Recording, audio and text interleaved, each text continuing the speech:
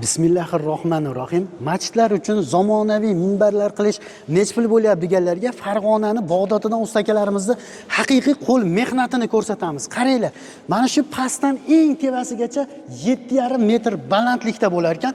Mana shu ko'rib turgan joylaring uzunligi 4 metr, eniga 1,20 bo'lar ekan. Chiqadigan suppasigacha 3,20 razmerda 1,5 oy deganda akalarimiz chiroyli qilib mana shu holatga keltirishib beribdi.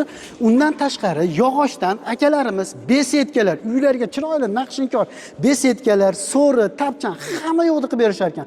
Hattoki spiral holatda zinapalar, 2 etajli uylarga zinalarni spiral holatda ham chiroyli qilib chiqarib berishar ekan. Juda ham qo'l mehnatlari chiroyli ekan. Operator bitta mana bu joylardan ko'rsating. Qaranglar, haqiqiy qo'l mehnatidan chiqqan tabiiy yog'ochni o'zini rangida turibdi. Akalarimiz endi laklarini sochyapti.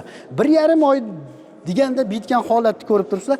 Kimgadir qiziq bo'lgan bo'lsa, pastda nomer qoldiraman. Akalarimiz shunaqa zamonaviy, chiroyli qo'l mehnatlarini qilib berar ekan. Manzilimiz ustakalarimizni Farg'onani Bag'dodidan.